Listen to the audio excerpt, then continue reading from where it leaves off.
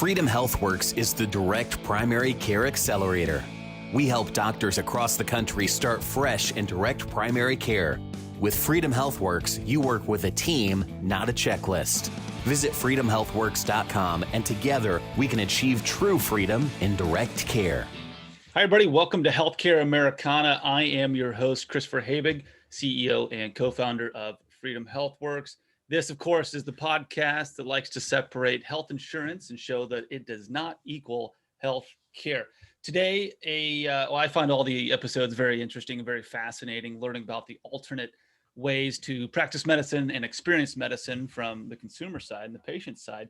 But today is a discussion about maintenance of certification. And you'll probably see a lot of physicians out there who say that they are certified, board certified, and then you see a lot of physicians who are not. And so we wanted to dispel some of the myths around this process, what it is, what it means, and really what's the difference between a certified and a non-certified physician, as well as different types of certification out there, because they're not all the same. And with us today is Dr. Wes Fisher.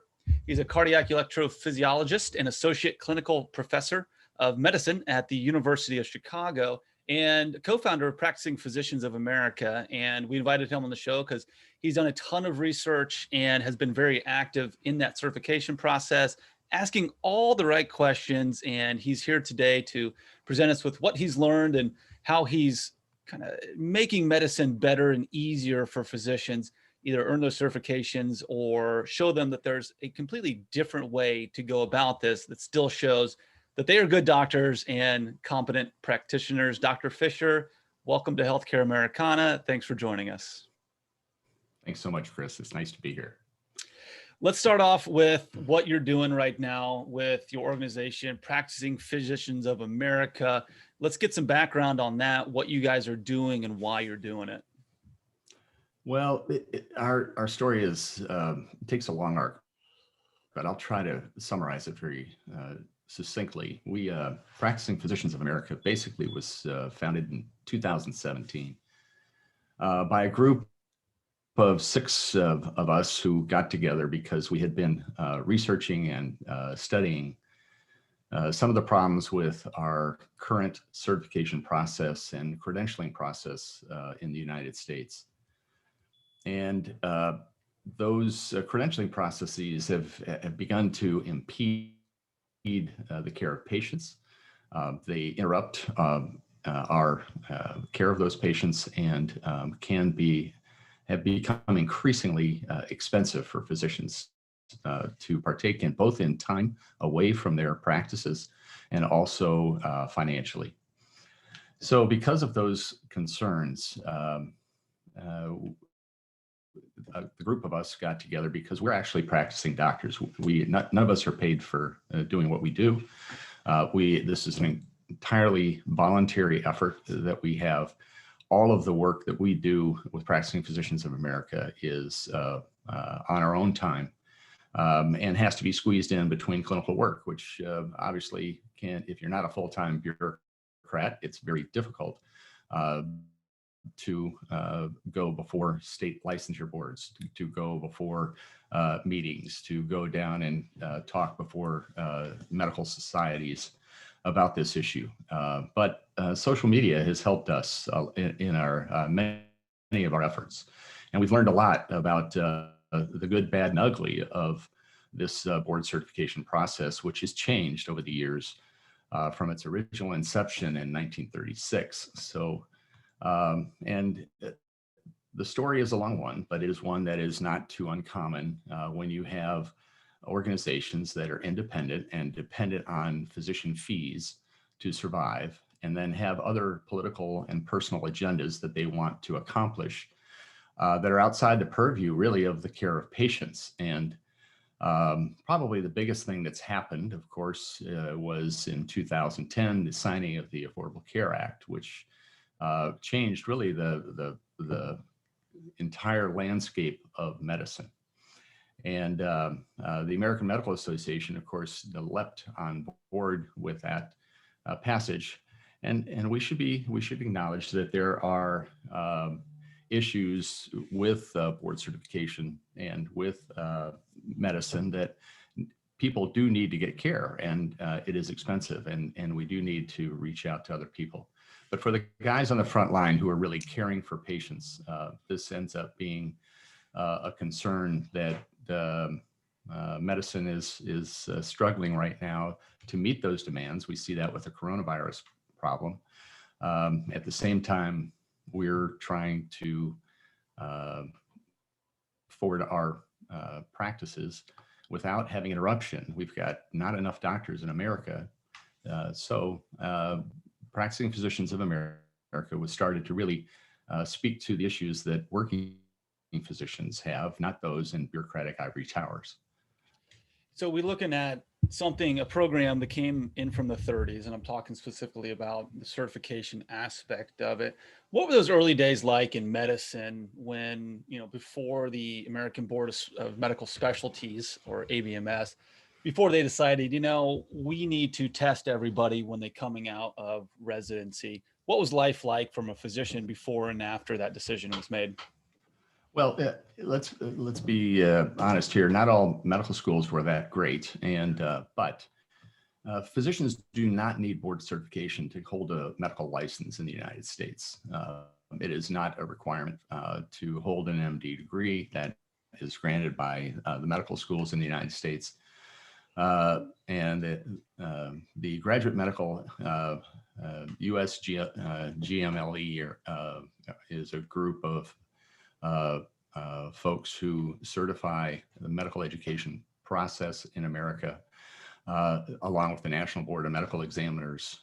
They are people who make sure those medical schools are of adequate quality and have content and have rules and regulations for what they have to do in order to get a physician to achieve an MD degree. Where the board certification issue came in is actually postgraduate medical education, when people decide to subspecialize in a particular field. And the American Medical Association, way back in the 1930s, recognized that there was no real way to assess if a person really knew their stuff in a particular subspecialty field. And so they created the American Board of Medical Specialties in 1933 to kind of collect all these disparate subspecialty groups.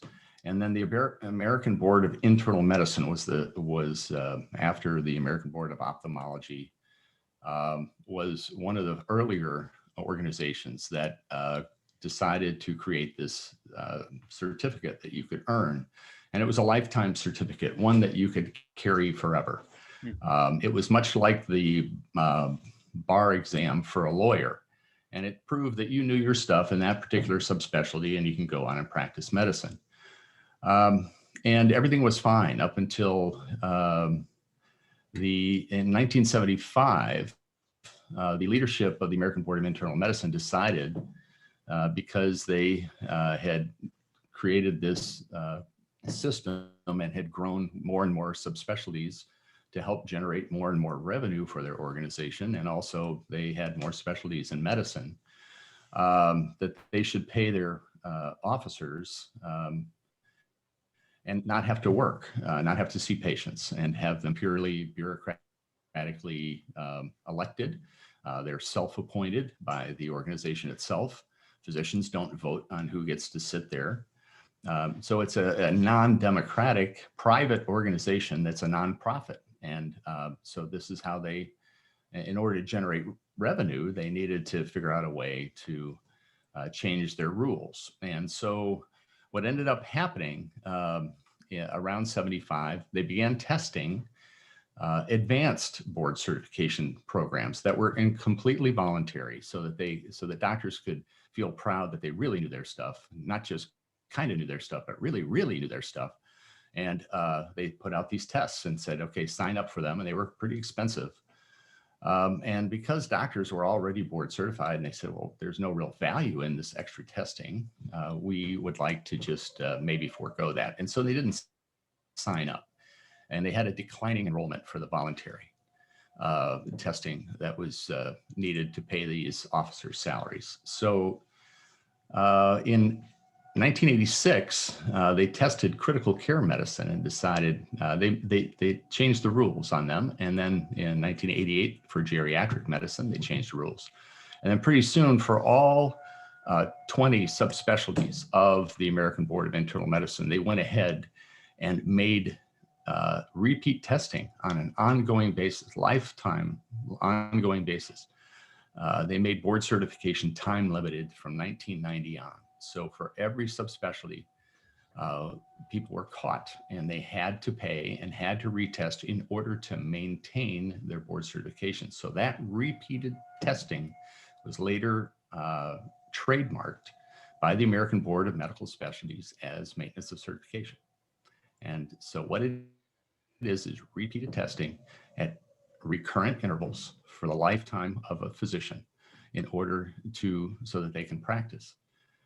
And over the years, I'm sorry. Go ahead. No, it just spiking curiosity there. So we go from something that in the 30s, you admitted that, hey, not all medical schools were really great. I'm not going to say there were still emphasizing leeches or anything like that, but you have these tests and these standards and certifications coming out to show, okay, this person went to this school and this school is producing, certified or physicians that meet these requirements. They know their stuff. And it sounds like as the decades progressed, a lot of greed came into it. Somebody said, well, wait a minute, this could be a big time thing. As we continue to get more people on board, they're really controlling the certification market, and they built themselves a nice little monopoly. I think that's exactly correct. I think that we should understand that specialty medicine was a guild, really, and it was created as a guild, a club, if you will, for physicians to be able to, and really what board certification, when I started medicine way back in the day, it was little more than a marketing accolade that you could hang your shingle and say, I'm board certified, come to see me because I know my stuff. And so that's really all it is, to be honest with you. There's no proof ever that in prospective randomized ways like we like to have, that board certification truly improves the quality of a physician. And, quality is a funny thing. How do you determine what a quality physician? You could have the most gruff neurosurgeon who is the nastiest person in the world, but has technical skills that are impeccable and never has a patient death. That person, most people say, you know what? I don't mind if he's a knucklehead. The guy does good surgery and he saves my life and he's a great neurosurgeon. Whereas you may have other people who look at that person and say, he's so kind and sweet and gentle. And, I really like his personality. So that's a quality physician. So how do you define quality? Well, it's very subjective, and it's subjective based on a lot of different metrics. So how do you determine that? Well, the way you do it is you market your testing to hospitals and to insurance companies and you basically say, hey, this is the best thing since sliced bread. You're going to know a real good doctor by if they can pass a test, as opposed to how long they've been practicing medicine, how many cases they've done, how many things have they done, what their practice environment. Every doctor works in a different practice environment. They might work in a tiny clinic. They might work in a large corporate healthcare system. They may be in private practice. How are the boards ever going to really be able to define what a quality physician is? And that kind of circumstance is very difficult to do. So the benefit, yet they've marketed it. Yeah. So I'm always amazed by some brilliant marketing schemes out there. One, I always give kudos to Medicare for marketing themselves as the gold standard of health insurance plans when it's just a bare minimum. But people believe that, hey, once I'm 65, I'm on Easy Street now and government pays my way. This is another case here. What are the pros to being certified from a physician standpoint? Is it just a resume builder? No, well, it now has become, because of this marketing, that really, it now is a requirement to practice medicine in the United States. Unless you're board certified, and that's the monopoly part of this, right? Unless you're board certified, you can't hold hospital privileges anymore. Unless you're board certified, you can't get malpractice insurance. from most of the major carriers. Unless you're board certified, you can't hope to really get employed at a bunch of different settings.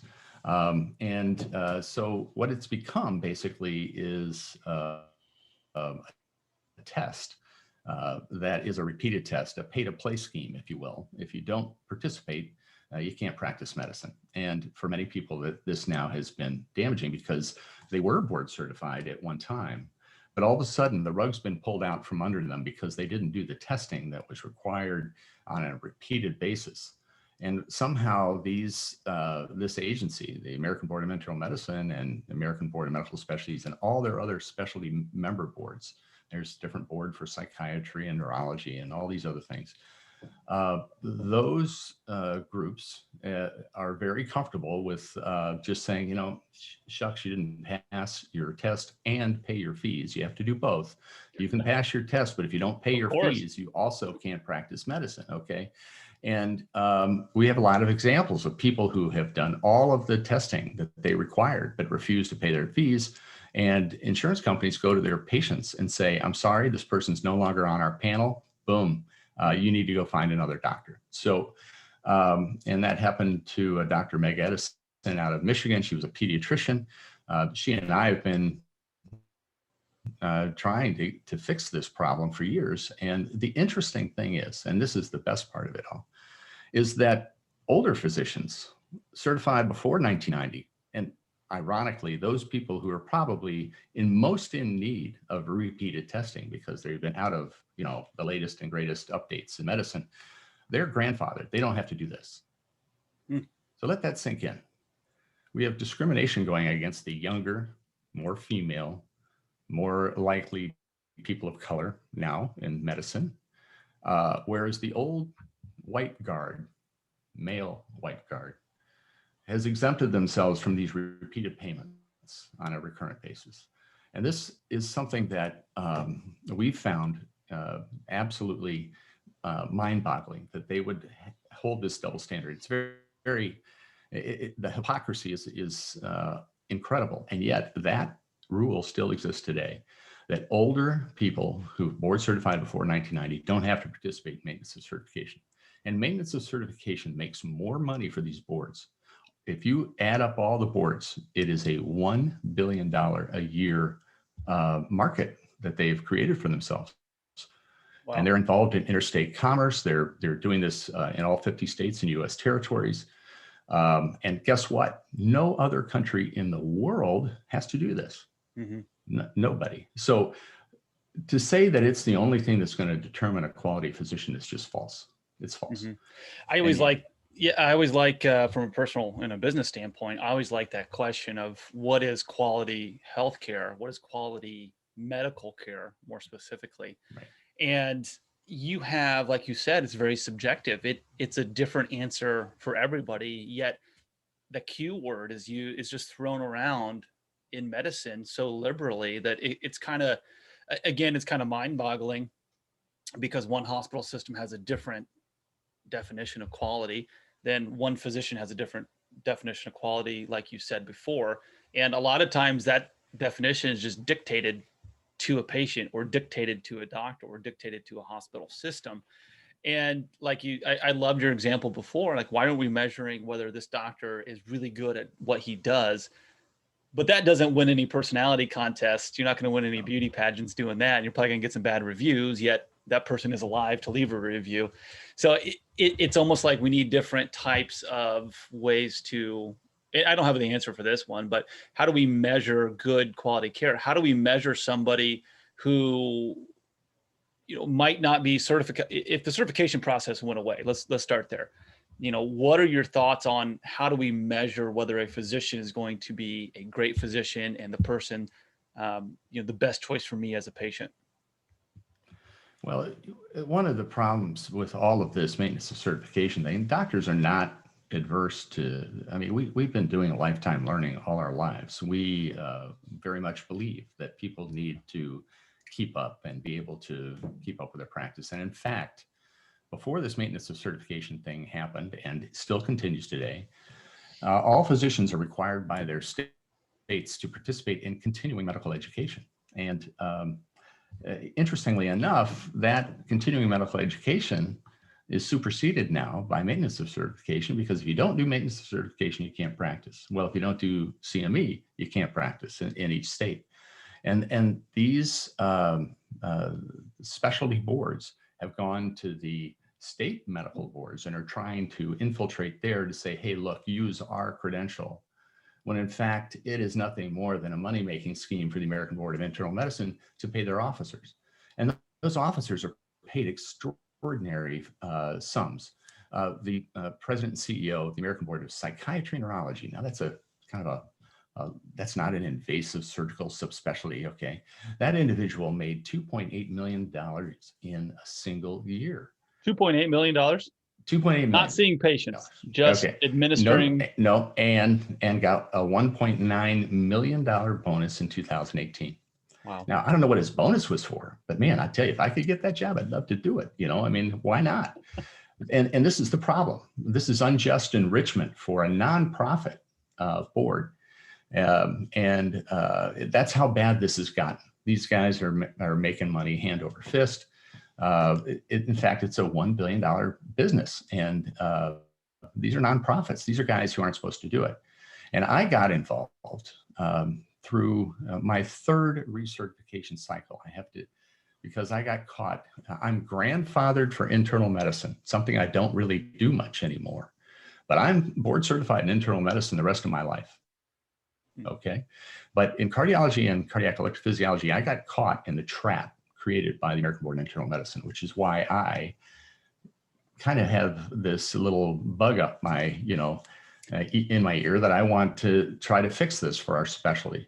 And so I decided to research where all this money was going after the third time I had to do it. And I found that the American Board of Internal Medicine, with whom I have to re-credential in both cardiac and cardiac electrophysiology, which is extremely expensive, probably is $10,000 at least every 2 years, or every 10 years, excuse me. That's pricey. Yeah, I mean, it's not an inconsequential. By the time you get done doing your time off from work, it's probably more than that, to be honest with you. Some people estimate that the average amount to recertify every 10 years costs physicians $23,000. And that's in a peer-reviewed journal in Annals of Internal Medicine.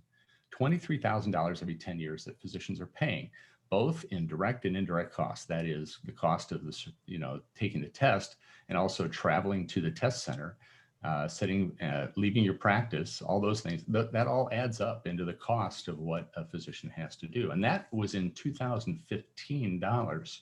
So it's even more expensive now, way more expensive. So we're looking at a racket, basically. And we have a certification racket, physician education racket that is making a lot of money and is really unnecessary. It's never been proven to improve patient care, safety, or quality. So here we are. Listen, learn, know. Healthcare Americana is a podcast for the 99% of people who get healthcare in America. We're not clinicians or policymakers. We're patients and caregivers, executives and advocates who are fed up with the status quo and have a desire to change it. We produce a weekly podcast that brings listeners backstage at innovative organizations across America that are putting patients first by delivering exceptional care to anyone and everyone.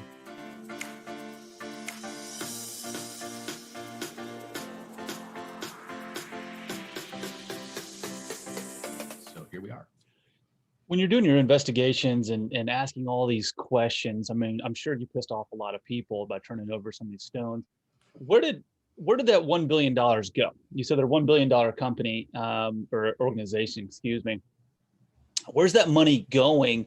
And did you ever run into the argument that, hey, we're spending a lot of resources to make sure that our constituents, our physicians are keeping up with the latest and greatest in medical care? Because that's really the only argument I can see them making as for the recurring testing, other than a money issue. Well, let me back up just a little bit. It's a very complicated, there's a lot of people involved in this. It's not just the American Board of Internal Medicine. They probably represent about $59 to $60 million of that $1 billion a year. But when you add up all the specialty boards, you're looking at a $1 billion pot of cash. Sure. Okay. So all of these boards, all these specialty boards are making money off the deal. Some of them make more than others, okay? But interestingly, the ones that are the most lucrative are those that affect those who are least capable of making large sums of money in medicine, which is usually the case. There are so many pediatricians, so many family practice doctors, so many internists. They far eclipse many of the other subspecialties. They don't, and they pay significant amounts of money. And out of that, they're the major holders. So the American Board of Internal Medicine represents about 200,000 physicians in the United States. And that's about 1/4 of all the US physicians that there are. And so that's why, I'm kind of focusing on them. Sure. But when you put all these other groups together, that's where you get that $1 billion. Getting back to your question, I think that, where do they use this money? Well, they use it to buy things for themselves like condominiums and real estate purchases. The American Board of Internal Medicine bought a $2.3 million condominium complete with a chauffeur-driven Mercedes S-Class town car for themselves in 2007. And those monies actually were covertly funneled from our testing fees to a shadow organization that they made for themselves called the American Board of Internal Medicine Foundation, ABIM Foundation. And that was part of the research that I found out about. And I was really stunned that that our own guys in our own profession would be doing this for themselves. So I went ahead and researched that and found that $56 million and never disclosed it on their tax form. So we have no way to know what these guys are doing with that money. And we also know that we've been subjects of research, and that much of that research is self-promotional research for the American boards to be able to say, hey, look, what a great job we're doing. But we don't know how it's done. We're not asked to be research subjects. We're only told it's done, and we don't have what the purpose of that research is. So they basically violate every Belmont requirement for research when they have due papers on this work, because we don't actually ask to be research subjects. We have to be research subjects by contract. And that's interesting. So they're buying all kinds of stuff that doesn't seem like it would be crucial to researching or continuing the education, making sure that our physicians have the latest knowledge in front of them. And then I'm sure that there is a large lobbyist component, which baffles me again from a nonprofit standpoint, because sure. The American Board of Internal Medicine never disclosed that they lobby Congress. They never did. How is that even possible? I mean, how does the IRS even allow that to happen from? I have no idea. I have no idea. But I have no idea. The IRS is out there. They're a political organization too. They probably have a lot of friends. These are guys highly connected. I mean, if you think about it, healthcare is our largest industry in America. So who's going to want to, go after some rich old doctors? We're going to turn our eye another way. We don't want to know about this. The IRS has been woefully, and they're understaffed. I mean, I don't think they would have all this. And this is kind of in the realm of white collar crime, in my book. And there's other bigger fish to fry for and they only have so many people and so much time to do. But when you're not putting down the correct date of origination of an organization, you're falsifying the state in which it was created in on the form. When you are not noting that you have rental income from a condominium that you basically are using for personal purposes, when you have when you end up taking all of this money and you don't disclose that you're lobbying Congress as a 501(c) organization, there's a lot of problems on tax forms that need to be investigated, in my view. But these guys are very savvy. They know a lot of loopholes. They have lots of big lawyers. And I am not a tax expert, so I am not in a position to state that this is correct. But for the average Joe American to be able to try and find out what they're using our money for, the reality is we do know they lobby Congress. We do know now the American Board of Medical Specialties is a 501(c)(6), and they can lobby Congress. They are that under that rule, that's okay. But the American Board of Internal Medicine hired lobbyists, and their president and CEO was sat on the President's Advisors Council of Advisors for Science and Technology with President Obama, and was on the boards of Kaiser Healthcare Systems and Premier Incorporated, the largest procurement group purchase organization for the nation's hospitals at the time. And that was all undisclosed and that really needs to be investigated in my view, because here we have a certification person who has the ability to move markets and is colluding with one of the largest purchasers and who orders equipment? Physicians do. And so when you have that kind of conflicts of interest going on, you've got some real problems that need investigation. And honestly, I think that that president and CEO made almost $10 million in her tenure, almost 10-year tenure with the American Board of Internal Medicine, and was instrumental at imposing many of the strongman tactics that went after doctors who tried to blow a whistle on this whole fiasco.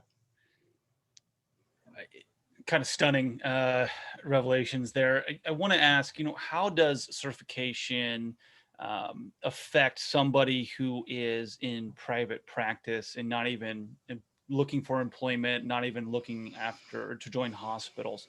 I know it's kind of a rare breed these days of the private practice physician, but we're seeing more and more of it grow within direct care.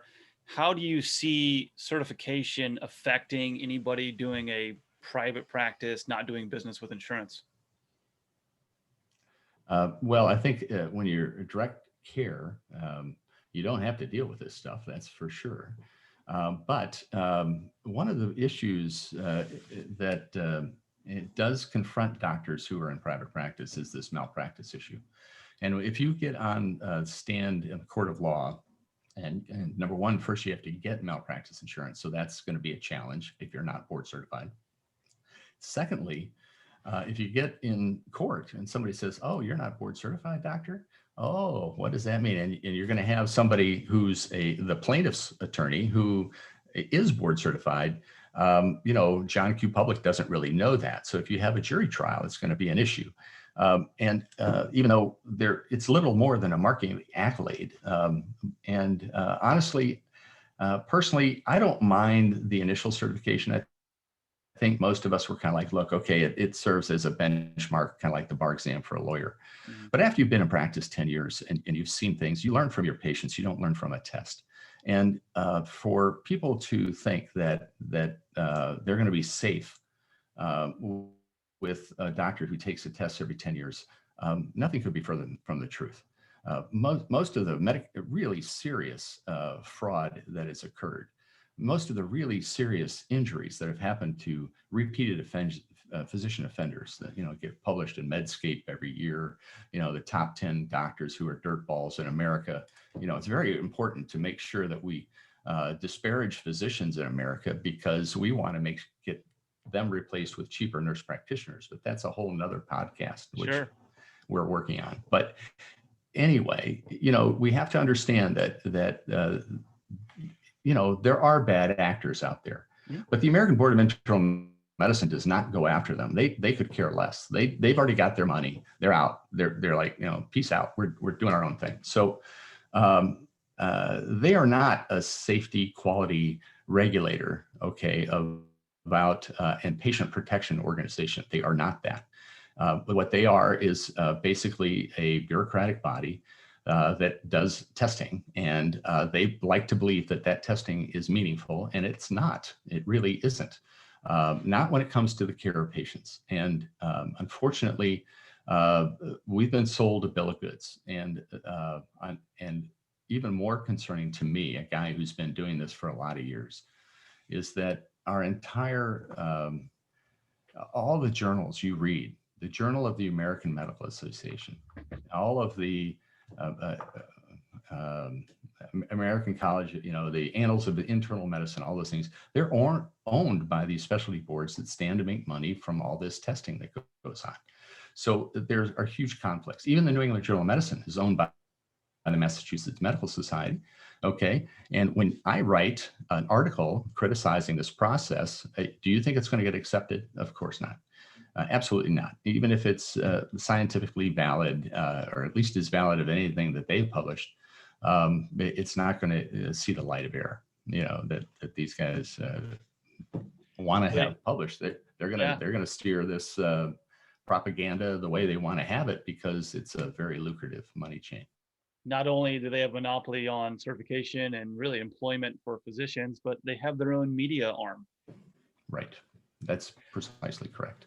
So it's how tough for Johnny Q public physician out there to make a living. So what we're doing at Practicing Physicians of America, I love solutions. I love solutions to problems. Well, we first went to the AMA to try to and actually got a resolution passed to end maintenance of certification nationwide. But of course, that fell on deaf ears at the leadership of the AMA, and it went absolutely nowhere. We then went state by state to try to get legislation passed at local levels in every state, that were having legislation brought before their board to try to end maintenance of certification on a state by state basis.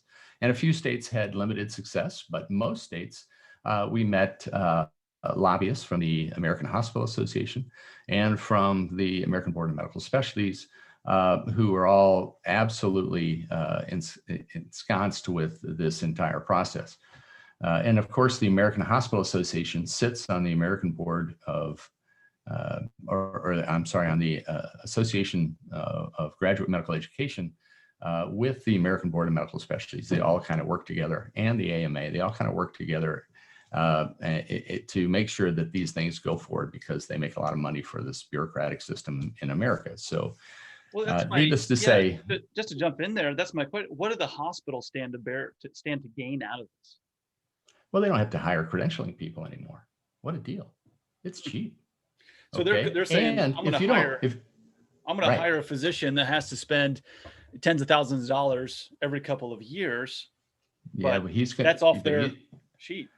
Well, right. And they say, well, look, you're not board certified. It's a great way to get rid of older physicians who might refuse to do this and replace them with cheaper employees, right? So there's, not everybody, you have to show value in healthcare, right? And unfortunately, board certification must show value to these organizations, but it shows it in a way that is leveraged and controlling.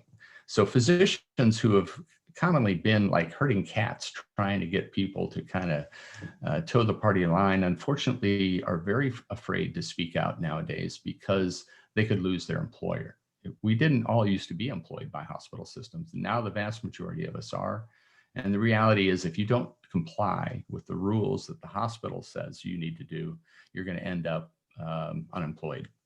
And why is that? Because you don't participate in maintenance of certification, dear doctor. And I'm sorry, you're going to have to stop practicing. So it's as simple as that. It's a power move. It allows doctors to become subordinates to the business community. And that is not necessarily always in the patient's best interest. I think that's just a ringing endorsement from hospitals themselves of why private practice needs to stage a huge comeback nowadays. And guess what? When you're in your own boss, you got to make up your own rules. I think that's right. I think primary care increasingly is going to go that way. I think that the big hospitals aren't too concerned about that, because they see that as because insurance companies are getting into this now. They're starting to hire people, and they get nurse practitioners. We got Walmart and CVS, all of whom, are hiring nurse practitioners because shucks, they can do, and with 2 years of training, what a doctor can do who's been training for 15 years. We laugh about that, but the reality is this is what's being sold to the public, and the public is so kind of absolutely in need of care. That they're not going to complain. They're like, somebody's looking at me and looking under the hood and making sure that me or my child gets cared for, that's all I care about. And unfortunately, the reality is that a lot of care quality has suffered as a result of all of these shenanigans that have gone on and continue to do so. But you know, we have to keep our eyes on the ball. Finally, the last thing that we did after all these other avenues failed is we learned of a lot of people who've been hurt. Practicing Physicians of America put out a huge survey to over 7,000 physicians to find out how much harm has been caused by board certification. And that survey helped us identify the problems that were involved with this. Because of all the political upheaval that had occurred, we went ahead and got together and said, we're going to support the guys who might want to bring legal action against the American Board of Internal Medicine. So we created a GoFundMe page. And that GoFundMe page has already raised over $400,000 in support of the 4 internists who sued the American Board of Internal Medicine in Third Federal District Court of in Pennsylvania for antitrust, racketeering, and unjust enrichment claims. So those are big. That's a big deal. The original complaint was dismissed by a judge who I think it was his last ruling before he retired, and really was dismissed without really looking at the claims. And he basically must have thought board certification was fait accompli, and so sided with the defendants, the American Board of Internal Medicine, and dismissed that case. So it went up to the appellate level, and currently is being reviewed by the appellate court for kind of an improper judgment based on and a ruling. The case, we're hoping that case will be sent back to the district court for discovery. And if that happens, I think that we'll see some movement that suddenly this may not be such a great idea after all. And that's all we can hope for at this point. I am quite certain that they're not going to just roll over and, you know, if it goes to discovery, to say, oh, gee whiz, yeah, sure. You know, let's settle this case. They're not going to settle. There's no way. It's too much money involved and too much on the line for these organizations. So this is a big case. You know, it remains to be seen whether it will move forward.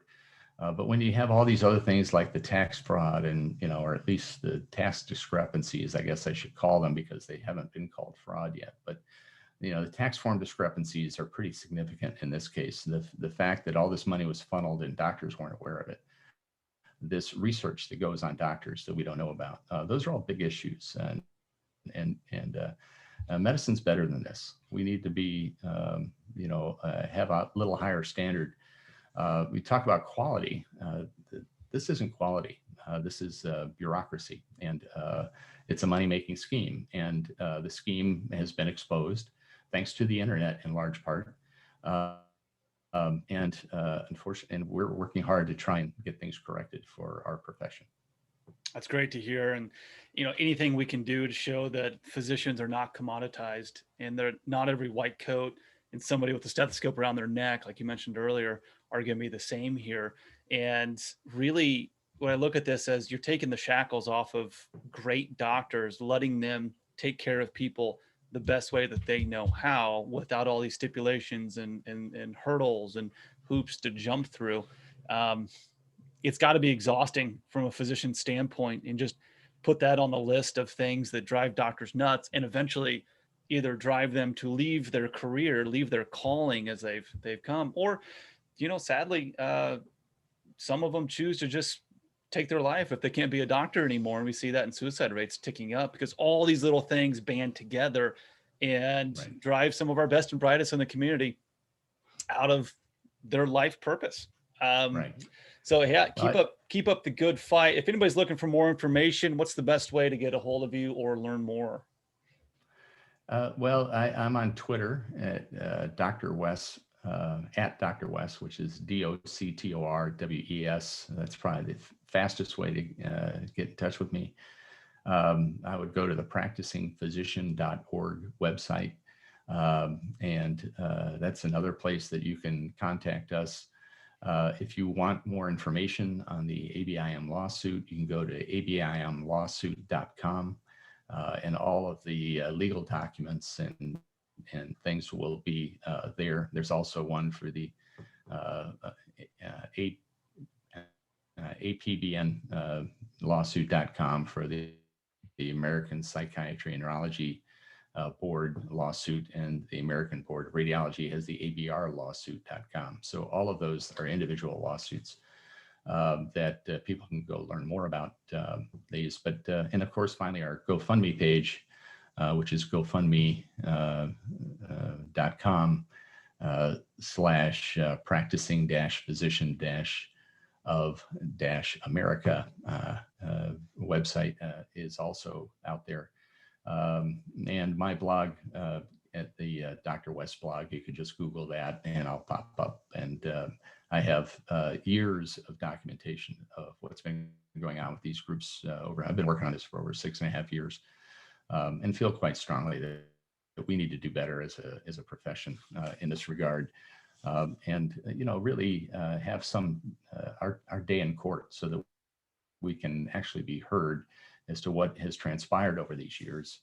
I think we've got a long way to go yet before, we've got a lot of conflicts of interest here that need to be brought forth and wrestled with. So it's going to be a complicated long-term battle, but I think it's worth fighting. Yeah, keep up the good fight, and shining a lot of light into some of those dark crevices of healthcare is going to help all of us across all 50 states here. So Dr. Wes Fisher, I appreciate you joining us here on Healthcare Americana, and I'm thrilled that you're up at the University of Chicago Med School helping sculpt the next generation of physicians and physician leaders to hopefully take up this banner and say, you know what, this isn't what we signed up for. We're going to go and make medicine back into what we wanted to be and why we became doctors in the first place. Thanks, Chris. Appreciate the opportunity. Take care now. A big thank you to Taylor Scott and iPodcast Pro for editing, and Melissa Turpin for managing. Once again, I am your host, Christopher Habig. This is Healthcare Americana. Thanks for listening. Hi again, everyone. This is Chris. At Healthcare Americana, we're always on the lookout for great stories to tell in the healthcare industry, and we'd like to hear yours. Check out healthcareamericana.com and send us your ideas for episodes, or if you'd like to be a guest. Thanks again for listening. Hope you enjoy it.